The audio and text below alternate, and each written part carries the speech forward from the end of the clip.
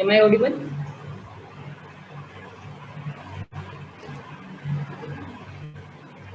Okay. So the next lecture is on the cecum and appendix and extrahepatic biliary apparatus.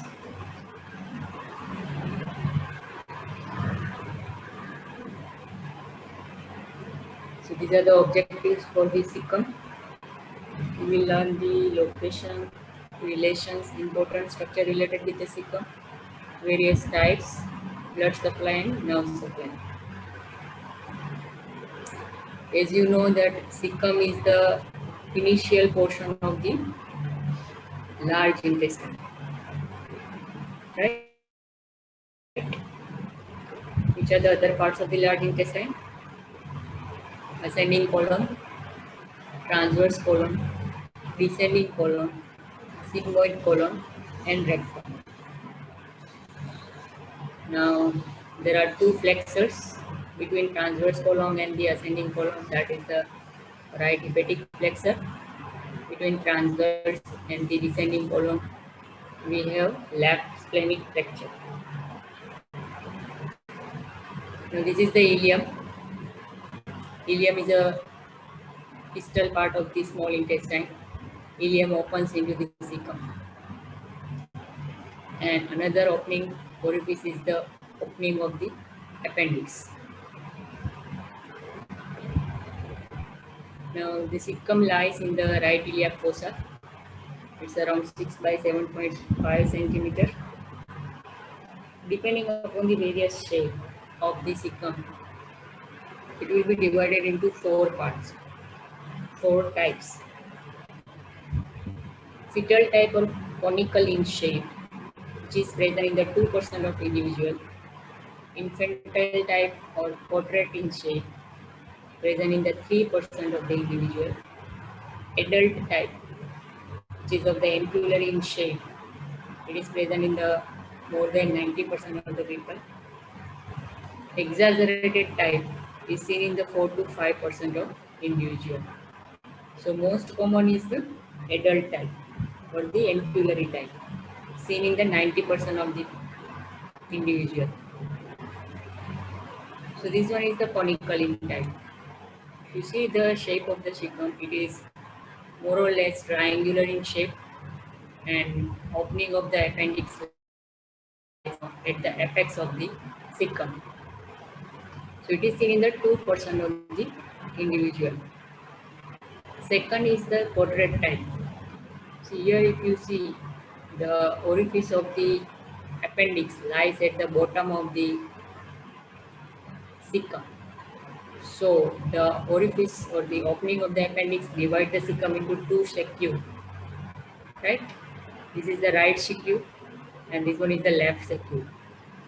Breadth, if you see here, of the both the saccule are equal in the quadrate type, and it is seen in the 3% of the individual. Fourth one, which is the most, third one, which is the most common, seen in the 90% of the individual, is the ampullary type. See, the opening of the appendix lies in such a way that there is a right saccule which is more broader as compared to the left saccule, or larger than the left saccule. And last is the exaggerated type. In the exaggerated type, if you see, the opening lies in such a way that there is no left saccule and right one is the too much larger. And if you see the appendix passes behind the ileum. So these are the four types of the type 1, 2, 3 and 4, depending upon the opening of the appendix. Important structural relations of the cecum. Anteriorly, the cecum is covered by the anterior abdominal wall, and over which there lies the coils of the small intestine. Posteriorly, one of the muscle of the posterior abdominal wall, that is psoas major muscle. Then there are two important nerve related with the cecum: lateral femoral cutaneous nerve and femoral nerve. and the genitofemoral nerve. So three nerves related with the cecum posterior. Blood supply.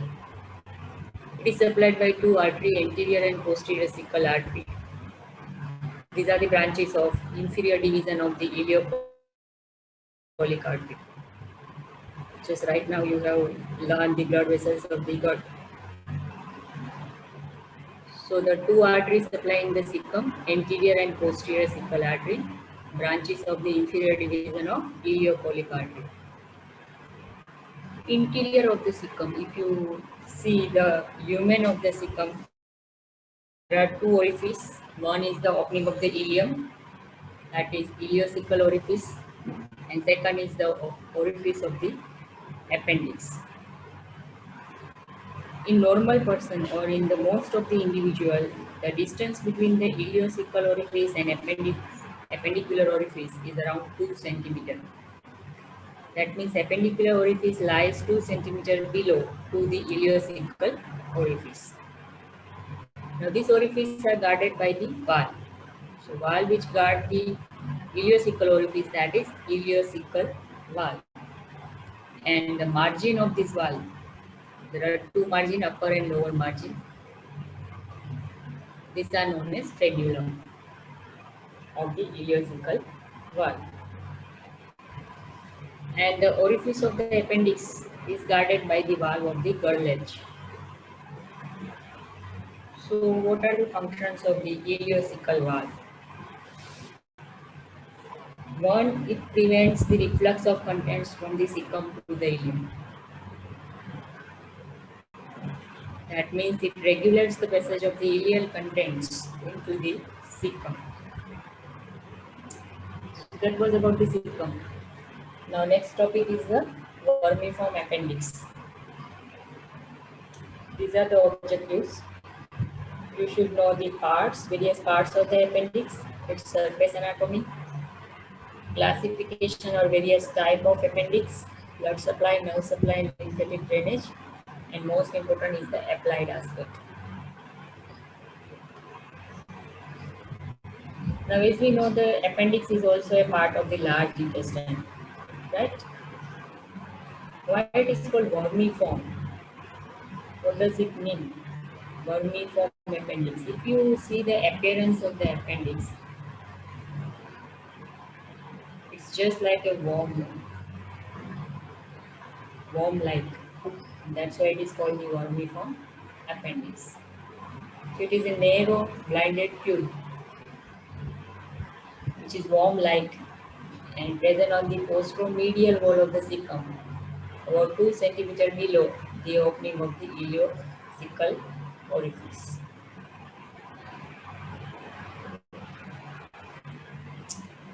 Now this vermiform appendix is a vestigial organ.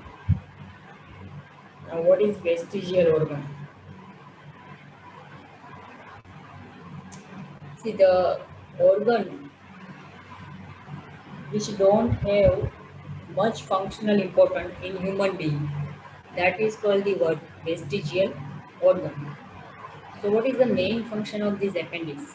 It involves in the digestion of cellulose, and cellulose is mostly found in the plants. So the appendix has a functional importance in the quadrupeds.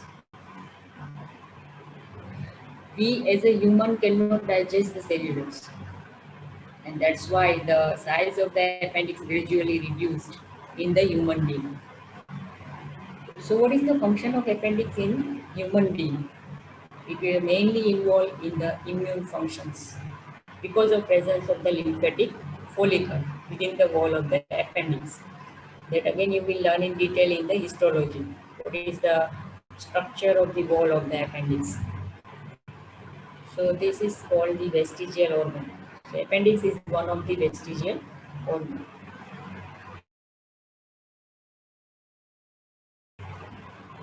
The base of appendix lies at the bottom of the cecum. Intermediate part is called the body and tip of appendix. Out of the three part, the tip is least vascular. Now here you can see this is the appendix. This one is the cecum. So if you see the appendix is suspended by one fold of peritoneum, this yellow colored fold, and that is called the mesoappendix. उस fold को क्या बोलेंगे? Mesoappendix. Tinea. What is Tinea coli? What is Tinea coli? Tinea coli किसको बोलेंगे?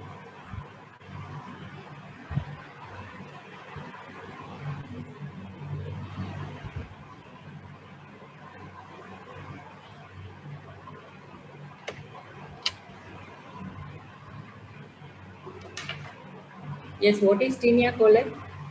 Now am I audible clearly?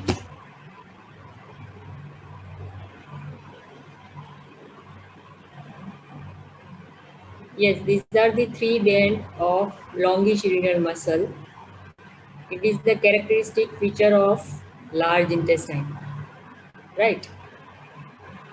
Still voice is not clear.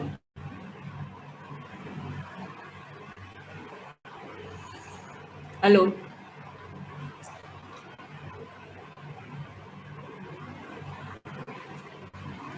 1 minute.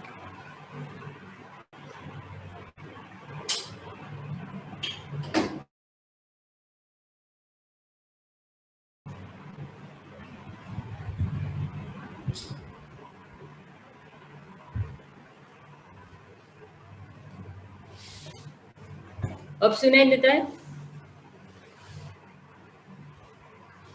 Okay. So the tinea coli are the band of longitudinal muscles which are present on the wall of the large intestine. So it is one of the identifying feature of the large intestine, right? Now, if you coli, they merges at the base of the appendix. So within the wall of the appendix, there is no tinea coli, although it is a part of the large intestine. So this all tinea coli of the cecum, they converge towards the base of the appendix. And when you trace the tinea coli, it serves as a guide for the identification of the appendix during any surgical procedure of the appendix. So during surgery, how will you identify the appendix? And this is the identifying tinea coli converge towards the base of the appendix. Now, body of the appendix is narrow, tubular, and it contains a canal, and which opens on the cecum. And this opening of the appendix within the wall of the cecum is guarded by the valve of the Gerlach. Now, while drawing the surface marking, whenever you will come here, you have to prepare the surface marking of the appendix. You must know the 9 region of the abdomen, right? So there are 3 horizontal plane, subcostal as well as transtubercular plane, and 2 vertical plane. So for drawing the surface marking of the appendix, first you have to draw the transtubercular plane, and second is the right lateral vertical plane. Mark a point of junction of these 2 plane. This is that point, right? So the surface marking is completed by drawing one point 2 centimeter below this junctional point, and this is the base of the appendix. So this will make your surface marking of the appendix. Now another point is important related to the appendix, that is McBurney's point. Now what is this point and what is the clinical significance of this point? See, on the right side, this is the anterior superior iliac spine, and umbilicus. So line joining the anterior superior iliac spine and umbilicus, that line is known as spino-umbilical line on the right side. Now the point at the junction of lateral 1/3 and medial 2/3 of this line, lateral 1/3 and medial 2/3. This junctional point is called the McBurney's point. Now what is the clinical significance of this point? See, the patient of appendicitis suffers the maximum tenderness over this point. So in case of the appendicitis, the patient is having a maximum tenderness over the McBurney's point, which is a point at the junction of lateral 1/3 and medial 2/3 of spino-umbilical line on the right side. So that is McBurney's point. The most important thing, that is various types of the appendix. Depending upon the direction of the tip of the appendix are divided into various types. Paracolic or subcolic at the position of 11 o'clock, retrocolic or retrocecal 12 o'clock position, splenic 2 o'clock position, promontoric 3 o'clock position, pelvic or pelvis 4 o'clock position, and mid-inguinal appendix 6 o'clock position. I will show you the diagram of each one so it become more clear. See here the various type. Subcecal, the tip of appendix directed below the cecum. So this one is the subcecal. Retrocecal, tip of appendix passes behind the cecum, more or less 12 o'clock position. Splenic are of the again two type, tip of the appendix towards the spleen. If it passes in front of the ileum, that is pre-ileal. If it passes behind the ileum, that is post-ileal. Pelvic towards the pelvic cavity. One lies horizontally towards the sacral promontory. We have seen the what is sacral promontory. So towards that is promontory type, and straight vertically downward towards the mid-inguinal point, that is mid-inguinal. So these are the various type of the appendix. Out of the all type, the most common type which is seen in the more than 60% of the individual, that is retrocecal or retrocolic. Second most common is the pelvic type, seen in more than 30% of the individual. So most common is retrocecal.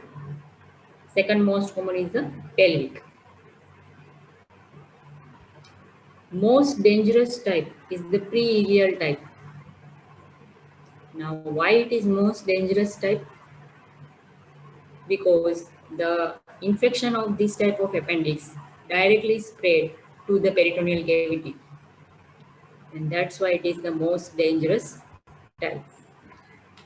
Very rare is of the mid-inguinal type. Is very rare.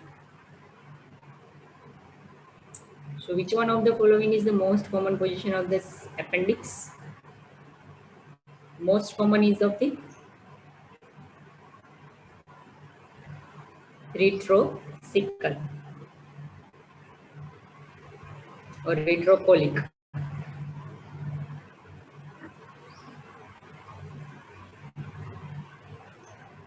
Now let us see the peritoneal relations. As I told you, appendix is suspended by one fold of the peritoneum. Here it is seen clearly, triangular fold of the peritoneum, that is called the mesoappendix.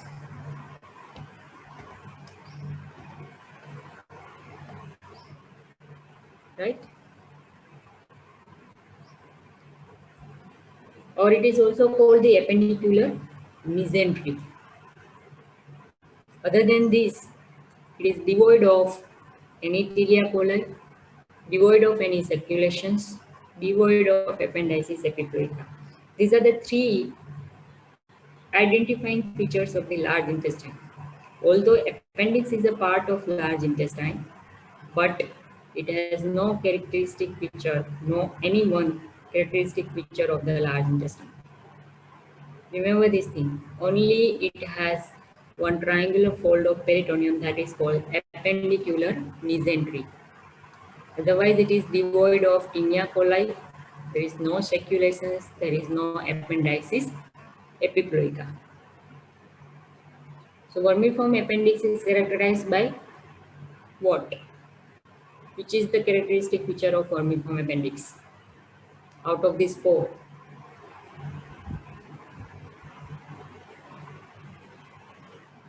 that is A, mesentery, or you can call the mesoappendix. Right. Now the blood supply of appendix. Here you can see the appendicular artery. Appendicular artery, either it comes from the posterior cecal artery or it comes directly from the inferior division of the iliopollic artery. The characteristic feature of appendicular artery is it's the one of the end artery is supplying the appendix. What does it mean? End artery means the artery which do not anastomosis with the other branch. That is called the end artery. So in case of the obstruction, it leads to the death of the tissue. Right? So in case of the obstruction of the appendicular artery, there are the chances of necrotic changes takes place in the appendix. Important things, nerve supply of the appendix. You have to know the nerve supply. Why it is important that we will see in the appendicitis. So parasympathetic nerve which supplying the appendix is the vagus nerve. Sympathetic supply comes from the T10 segments of the spinal cord. Lymphatic drainage in the superior mesenteric lymph node via the iliopollic lymph nodes. Applied aspect. Most important clinical condition related with the appendix is the appendicitis. Inflammation of appendix, which is known as appendicitis. Most commonly seen in the adolescent age, around 20 to 25 years of age. What is appendectomy? Removal of appendix is called the appendectomy. Which are the anatomical factors that leads to appendicitis? First is the appendix is a blind tube, so that the ficcolith may obstruct the lumen and precipitate the attack of the appendicitis. Ficcolith means the stone formed by the feces. So it's a blind tube, so there are chances of obstruction by the ficcolith. Second is it is supplied by, as I told you, it is supplied by end artery. There are presence of hiatus muscularis.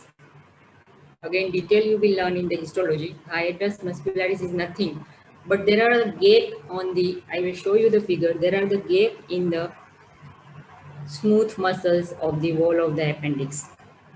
And through this gap, the infections can spread from the lumen to the outside. And last one is the presence of lymphatic follicle in the submucosa. See here, this is the histological structure of the appendix. We have mucosa, lining epithelium and lamina propria. Submucosa, if you see in the submucosa, there are so many lymphoid follicles.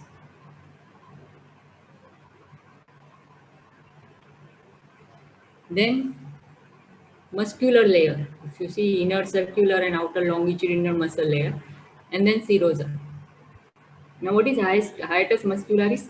See, at the certain places, there is a clear-cut gap in between the longitudinal as well as circular muscle. Through this gap, the infection from the lumen easily travel towards the outside. So this is one of the cause of the appendicitis. Second is the presence of the lymphoid follicle. This is the another factors. Now, most important thing is the pattern of the symptoms seen in the appendicitis. First, patient feel the pain, Then they starts vomiting, and lastly there is a fever due to the increasing the inflammations in the appendix. So sequence of these symptoms is known as Murphy's syndrome. So what is Murphy's syndrome and when it happened? Murphy's syndrome is the triad of the symptoms: pain, vomiting, and fever. It is seen particularly in the patient of the appendicitis. And there is a history of constipation in such type of patient. When you examine this type of patient, they feel the tenderness and rigidity over the right iliac fossa. So these are the patterns of the symptoms in the appendicitis. Now, what is the pattern of pain in the appendicitis? So first, this type of individual first felt the pain around the umbilicus, and then gradually the pain shifted towards the McBurney's point and in the right iliac fossa. Now, why it is so? First, why the patient feel the pain around umbilicus, and then there is referred pain over the right iliac fossa and the McBurney's point. If you remember, the dermatomes of the skin surrounding the umbilicus is supplied by T10 segment, right? T10 segment carry the sensation from the skin around the umbilicus. And the appendix is also supplied by the sympathetic supply from the T10 segments of the spinal cord.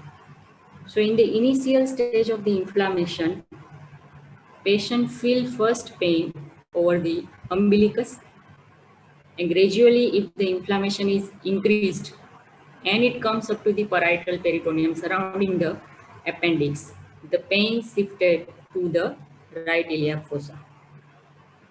So this is because of the same nerve supply. So pain caused by the appendicitis is first felt in the region of the umbilicus. This is the referred pain because the appendix as well as skin surrounding the umbilicus are supplied by same segments of the spinal cord, and that is T10 segment of the spinal cord. Now gradually the pain shifted towards the right iliac fossa, and that is due to the involvement of parietal peritoneum. If you remember, the viscera are pain insensitive, right? So visceral peritoneum is insensitive while the parietal peritoneum is the sensitive to the pain. So unless and until the parietal peritoneum is involved in the inflammations, patient does not feel the pain in the right iliac fossa. As soon as the inflammation reach up to the parietal peritoneum, the pain is felt in the right iliac fossa. So this type of pain, pattern of the pain is seen in the appendicitis. Then you can see here the dermatome surrounding the umbilicus. The sensation is carried by the T10 segment. This is a somatic sensory nerve. While the sympathetic supply of the appendix is carried by the T10 segment. So both is having the same spinal segment. This type of questions can come in your exam. Like appendix can be asked in your CDA, case-based learning. And this type of question can be asked: what are the parts of the appendix? Name various positions of the tip of the appendix. What is the most common positions, and write the applied aspects of the appendix. So that was about the appendix and cecum. Now the important topic is the extrahepatic biliary apparatus. So here you will learn the intrahepatic part and extrahepatic part. Extrahepatic part are in the form of the common bile duct, gallbladder, cystic duct, and common hepatic duct. This you will learn under this heading: parts, structures, functions, blood supply and nerve supply and lymphatic drainage, anomalies and applied aspect. So what is the biliary apparatus? Biliary apparatus are the passages through which the hepatic bile and the gallbladder bile convey to the duodenum. As I told you, it has two parts, intrahepatic and extrahepatic part. The intrahepatic part we will learn in detail in the histology. These are in the form of bile canaliculi arising from the liver, canal of Henry, bile ductus, right and left hepatic duct. This portion lies within the liver. That's why this is called the intrahepatic part. Extrahepatic part, which you will learn in detail today. These are the common hepatic duct, gallbladder, cystic duct, and common bile duct. So let me show you the extrahepatic part. See, right and left hepatic duct join together to form the common hepatic duct. Now this is the gallbladder. Cystic duct arises from the gallbladder. And by the union of common hepatic duct and cystic duct, there is a bile duct. And bile duct opens at the major duodenal papilla on the second part of the duodenum. Now first let us see the anatomy of the common hepatic duct. Common hepatic duct is formed by the union of right and left hepatic duct. Comes out from the liver and formation rise at the right end of the porta hepatis. If you remember, the one of the content of porta hepatis is the common hepatic duct. It is around 3 centimeter long and 4 millimeter in the diameter. Important relations. See, on the left side, it is related with the hepatic artery. This one is the hepatic artery. On the right side, it is related with the cystic duct. And posteriorly or behind, if you see the bluish color structure, that is portal vein. So these are the important relations of the common hepatic duct. Now next is the gallbladder. It is a pear-shaped hollow viscous. It is bluish in color. And what is the exact location? It lies on the right hypochondrial region on the undersurface of the liver. Now the parts of the gallbladder. The dilated portion or the broader portion is called the fundus. Next to fundus there is body and next to it is the neck. So there are three parts from below upward: fundus, body and neck of the gallbladder. Now let us see each part in detail. Lower expanded free end is called the fundus of the gallbladder. It runs downward, forward and towards the right side. It is covered all around by the peritoneum. Important relations. If you see in front, it is covered by the anterior abdominal wall, and behind it is related with the transverse colon. Next portion is the body of the gallbladder, which extends from the fundus to the neck. Runs upward, backward and towards the left side. Important relations, if you see above, it is related with the undersurface of the gallbladder fossa of the liver. Here there is one artery which separates the gallbladder fossa from the body of the gallbladder, and that artery is called the cystic artery. The cystic artery separates the fossa of the gallbladder from the body of the gallbladder. Below it is related with the, what is this? This one is the duodenum. So below it is related with the first part of the duodenum. Again on the right side, it is related with the transverse colon. See here. And on the left side, duodenum. Next is the neck of the gallbladder. The neck of the gallbladder is in the form of S-shaped curve. It connects the body of the gallbladder with the cystic duct. Runs upward, forward, and then downward and backward. See this S shape. First it runs upward and forward, and then downward and backward. This is the neck of the gallbladder. Separated from the cystic duct. See, this is a cystic duct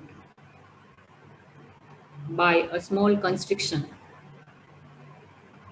There is a small constriction which separates the neck of the gallbladder from the cystic duct. If you see the interior of the gallbladder, the neck of the gallbladder gives one diverticulum which runs downward and backward.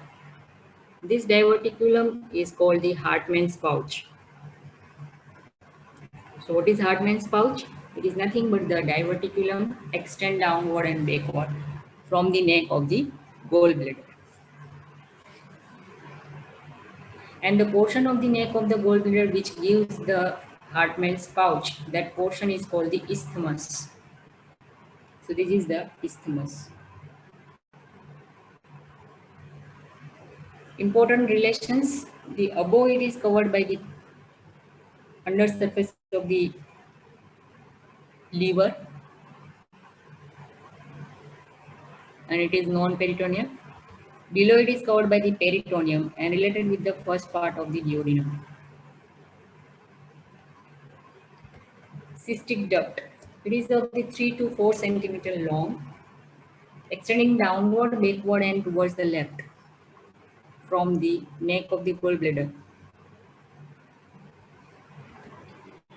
and ends by join with the common hepatic duct to form the common bile duct.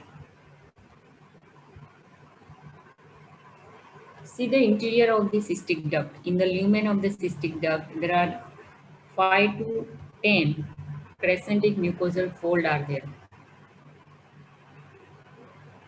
Right? This is known as spiral valve of Easter. See, this type of terminology can be asked in your objectives. What is spiral valve of Easter? Where it lies and what is the function of this? So the spiral valve of Easters are present in the cystic duct. These are not true valve. It will not prevent the reflux of the bile from the common hepatic duct towards the gallbladder. But what is the function? It keeps the lumen of the cystic duct patent. That is the function of this valve. Common bile duct. It is formed by union of cystic duct with the common hepatic duct close to the porta hepatis. It runs downward and backward, initially on the left side and then downward and forward on the right side. Where it opens in the second part of duodenum. Right? This is the main pancreatic duct. The common bile duct unite with the main pancreatic duct to form the hepatopancreatic ampulla. And this ampulla is also called the ampulla of water, which opens at the major duodenal papilla on the second part of the duodenum. So this is the opening of the common bile duct. ये आपको viva में भी पूछते हैं. Opening of the common bile duct. Now this opening lies 8 to 10 centimeter distal to the pyloric end of the stomach. Now important relations. See the course of the common bile duct are divided into 4 parts. Supraduodenal part which lies above the duodenum, this portion. Part which lies behind the first part of duodenum, that is retroduodenal part. Part lies below it, that is infraduodenal part. And parts within the second part of duodenum, that is intraduodenal part. Important relations are given in your textbook. You just go through it. I will not teach you the relations of each and every part of the common bile duct. Let me show you the intraduodenal part, which is in the form of the major duodenal papilla on the second part of the duodenum. So one mucosal fold extending vertically upward from the major duodenal papilla, that is called the plica longitudinalis superior. Plica longitudinalis superior. Vertical mucous fold extending upward from the major duodenal papilla. What it indicates? This plica longitudinalis superior indicates the course of the common bile duct within the wall of the duodenum, and then ultimately it opens at the major duodenal papilla. So this vertical fold indicates the vertical course of the common bile duct within the wall of the second part of the duodenum. Now sphincters. So this one is the common bile duct, and this is the pancreatic duct, and this is the ampulla of water, hepatopancreatic ampulla, and ultimately it opens into the second part of duodenum. So the sphincter which surrounds the terminal part of the bile duct is called the sphincter choledocus. Sphincter surrounding the terminal part of pancreatic duct is called the sphincter pancreaticus. And sphincter which surrounds the terminal part of the ampulla of water, that is called the sphincter of Oddi or sphincter ampullae. So these are the three types of sphincter you will see in the course of the bile duct. This sphincter regulates the flow of the bile towards the duodenum. So three types of sphincter are there: sphincter choledocus around the terminal part of bile duct, sphincter pancreaticus around the terminal part of the pancreatic duct, and sphincter of Oddi surrounding the ampulla. Blood supply. Majority of the extrahepatic biliary apparatus is supplied by the cystic artery, which is nothing but the branch of the right hepatic artery. Lower portion is supplied by the posterior superior pancreatico-duodenal artery. Veins draining the extrahepatic biliary apparatus, they do not follow the course of the artery. Veins directly enter into the liver. Cystic vein enters into the right branch of the portal vein. Lymphatics drained by the upper hepatic and lower hepatic lymph node and pancreaticosplenic node. Nerve supply. Parasympathetic supply comes from the vagus nerve. What is the function of the parasympathetic innervation? It leads to the contraction of gallbladder and relaxations of the ampullary sphincter, so that the bile can enter into the second part of duodenum. Sympathetic supply comes from T7 to T9 segments of the spinal cord. And what is the function of it? It is the vasomotoring function, leads to the constriction of blood vessels and motor to the sphincter. Now, the pattern of the referred pain in case of the cholecystitis. Cholecystitis means the inflammation of the gallbladder. The pain can refer to the epigastrium or in the stomach through the vagus nerve. Vagus nerve also supplies the stomach as well as it also supplies the gallbladder. Second is through the sympathetic innervation from the T7 to T9 segments. Pain can refer to the inferior angle of the scapula. Sorry, over here. If you remember the skin surrounding the inferior angle of the scapula, it is supplied by T7 to T9 segments of the spinal cord. Third is through the right phrenic nerve. The pain can refer to the tip of the right shoulder joint.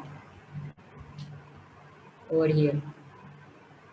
Because the phrenic nerve is having a root value C3 to C5, and the skin surrounding the shoulder joint is supplied by the supraclavicular nerve having the same root value C3 to C5.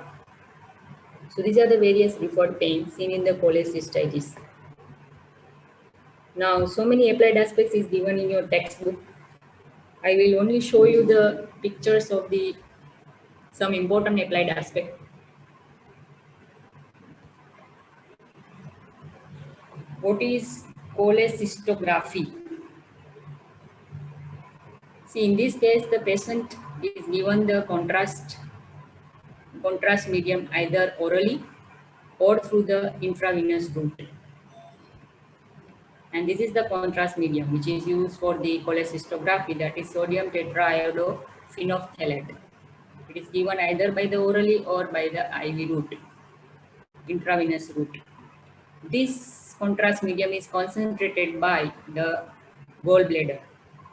And when you take an X-ray of this type of patient, you will see the outline of gallbladder as a radio opaque shadow.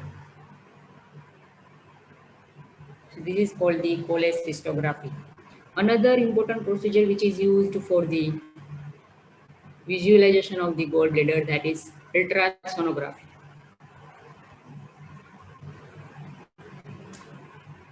Now cholecystitis. Cholecystitis means inflammation of the gallbladder. And when you examine this type of patient under the right costal margin, patient will feel the pain. And this is called the positive Murphy's sign, which is seen in the acute cholecystitis, acute inflammation of the gallbladder. Then the cholelithiasis. Lithiasis means the formation of the stone within the gallbladder. That is called the cholelithiasis. It is also called the biliary colic. And these are the 5 factors that leads to the cholelithiasis. 5F, fair, fatty, fertile female above the 40 years. That the most commonly involved in the cholelithiasis. Biliary obstruction or obstruction in the extrahepatic biliary apparatus. See, obstruction may be from outside, it may be within the biliary system or biliary apparatus.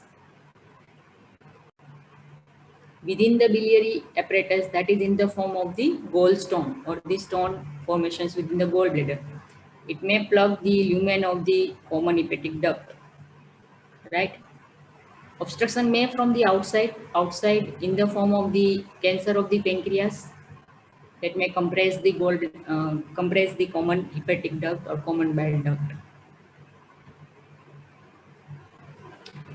And due to compression of the common bile duct, there is a yellowish discoloration of the sclera, and it is mostly seen in the obstructive jaundice due to accumulation of the bile.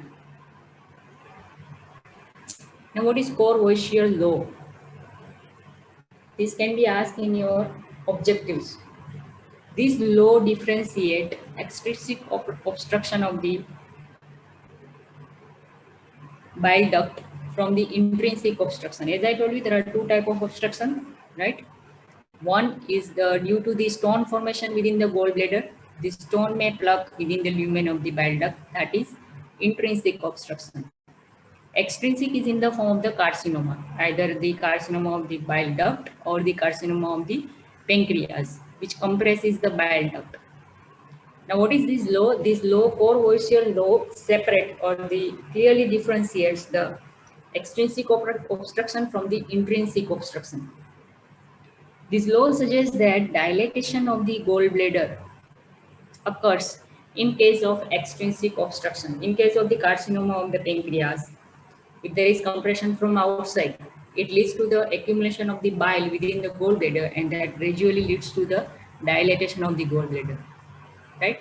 But if there is obstruction is within the lumen due to the gallstone, there is no dilatation of the gallbladder. Instead of that, gallbladder will strengthen due to the fibrosis. So this law is called the Courvoisier law, and it separates these 2 obstruction. Cholecystectomy, removal of the gallbladder. Nowadays, laparoscopic removal is the most commonly used technique for the removal of the gallbladder. Kellogg's triangle. Now, what are the boundaries of Kellogg's triangle and What is its clinical significance? This can be asked in your objective. As it is shown here, this is the gallbladder. This one is the cystic duct. This is the common hepatic duct. And this is the cystic artery. So what are the boundaries? Let us see the boundaries. Above it is bounded by undersurface of liver. See, this is the liver. Medially by the common hepatic duct and laterally by the cystic duct. So this triangular area is called the Keller's triangle. What is the important content lies within the Keller's triangle? That is cystic artery. So what is the significance? Obviously, this triangle is used for applying the ligature to the pedicle of the gallbladder during various surgical procedures. Ligation of the cystic artery is done within this Keller's triangle. So that is the clinical significance. These are the boundaries. So that's all about the extrahepatic biliary apparatus. Important short notes that can be asked in your exam.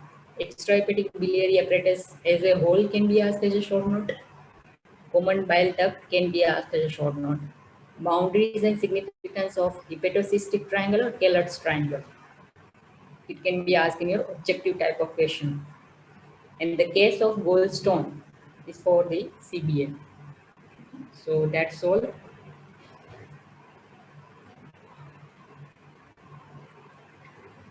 So now, is there any question?